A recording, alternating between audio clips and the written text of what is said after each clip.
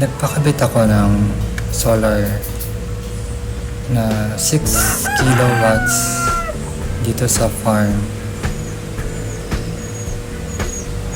Ito ang pinaka minimum na kilowatts na pinaprovide ng karamihan na solar provider or solar installer. Ang kinabit na 6 kilowatts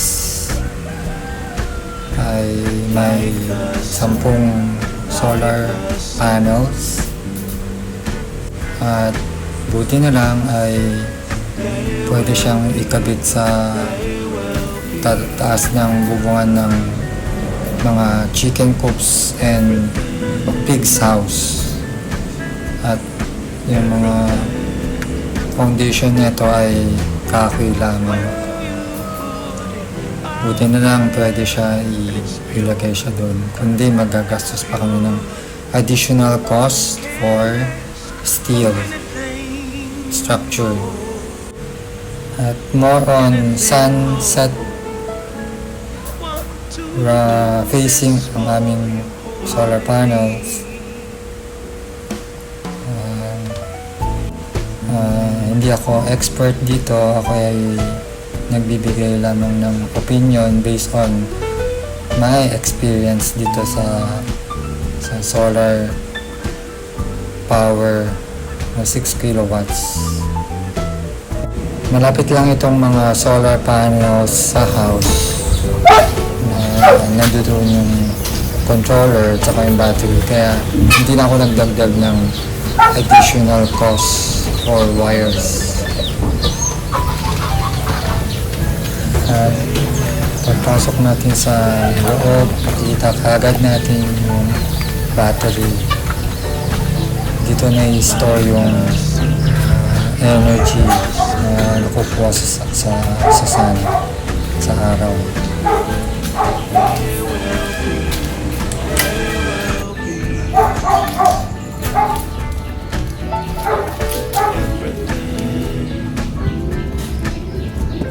Dito makikita natin yung mga switch.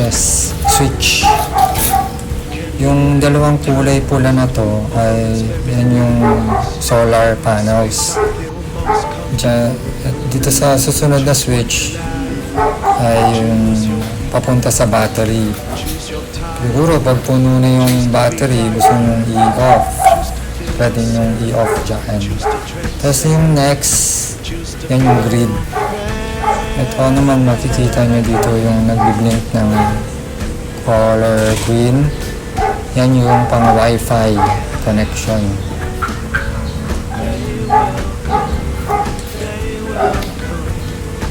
At dito sa indicator makikita natin ay ang power ay nanggagaling lang sa araw.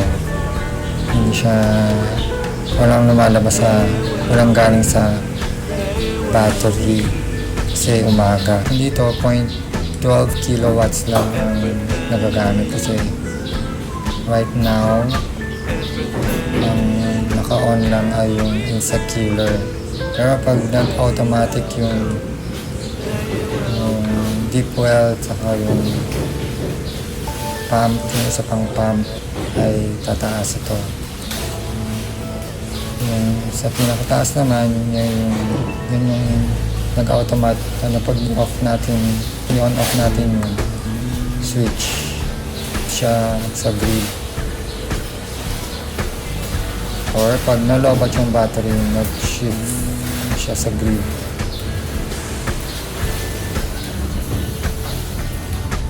Ang ginagamit namin kuryente ay isang ilaw. Tapos meron kaming isa lang lumagana dito na incubator.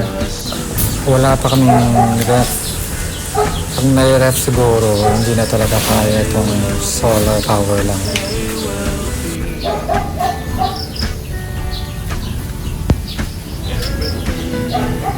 Pag ni-on yung tubig, mag-automatic na mag-on itong pump papunta sa bahay. Kasi ang tangke namin ay isa sahig. Naka-elevate lang siya. Kaya kailangan ng pump para malakas ang tubig.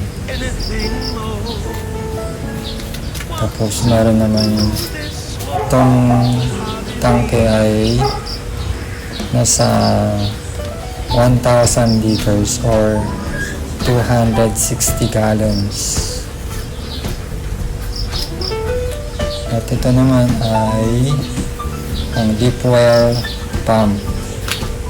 Nasa 1.5 horsepower to, kaya malakas-lakas humigop ito ng kuryente. At yung isang pump naman kanina ay nasa 1 horsepower.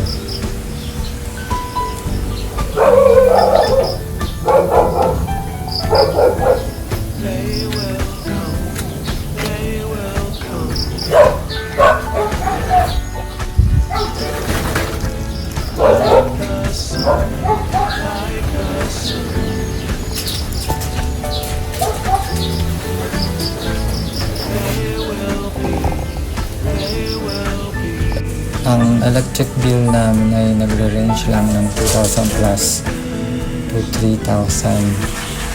Pero yung summer, siguro natuyo yung tubig sa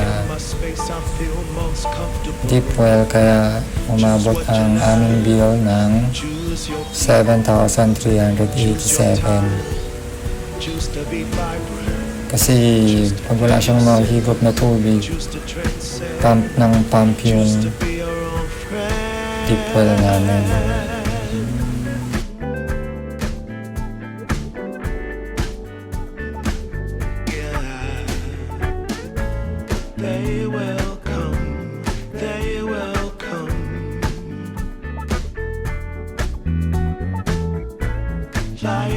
Dito sa may battery, meron din pala siyang indicator. Ngayon ko lang na-discover ito. Halos parehas lang siya doon sa taas. Dito makikita rin natin yung current. Pag nag-on yung deep well pump, tumataas siya ng hanggang 40. Pag hindi naman siya naka-on, nasa 20 plus lang siya. Ngayong gabi, try namin na i-on ang aircon. Right now, nasa 79% pa ang remaining battery niya. I-on ko tong aircon ng mga 3 to 4 hours. Let's see ilang percent na lang remain sa battery tomorrow ng umaga. Ngayong umaga, nasa 39% na lang ang remaining na battery. Ngayong gabi, ulitin natin, itetest natin ulit ang aircon. Kasi dalawang gabi kami dito sa farm nag-stay. Nasa 68% na lang ang natira sa battery at sinarado namin yung deep well para hindi makadagdag sa load. Ngayon, i-try ko naman ng 5 hours kung kakayanin ng battery. May naka-turn on din yung isang ilaw at saka isang insect killer. Pero mamaya sasaruduhin ko rin itong mga to. Kaya aircon lang ang talagang gumagana. Tsaka may isa pa palang electric fan. Time check, nasa 4:30 ng madaling araw. Yung zero na yung battery, pero gumagana pa rin yung aircon. Kaya ang kailangan kong gawin ay i-turn off ko muna yung battery and switch on ko yung sa grid sana hindi masira itong battery kasi hindi siya pwedeng maging zero eh. Dapat nag-switch ito na dapat mag-switch ito automatically pag na-reach niya yung mga 30 to 20%. Dapat mag-switch ito sa Meralco. Dito sa case na ito, naka-off kasi yung grid, kaya hindi siya nag-automatic nag-switch punta sa grid. Sana hindi masira yung battery. Dito sa indicator na kasama sa apps sa cellphone, makikita natin itong green line na to. Yan yung battery SOC. Ito yung na i-store sa battery. Gold or yellow gold na line. Ito yung load. Pag naka-on yung nag-turn on yung pump o yung isa pang pump, ano to, aakyat ito, o at saka yung aircon.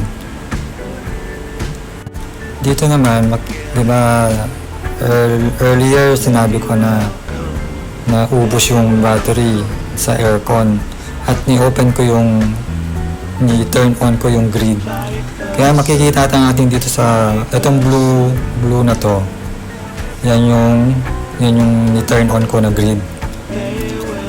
Na makikita niyo dito sa orange na to na line. Yan yung may araw. Pag bumaba to, ibig sabihin walang araw. Dito mas makikita natin na naka-on lang yung grid saka yung battery. Bumaba yung battery and then yung grid naka-turn on. Kaya dito, banda dito sa mga 8:20, ni-turn off ko na ulit yung grid. That's all. Hopefully na may natutunan kayo sa experience ko dito sa solar.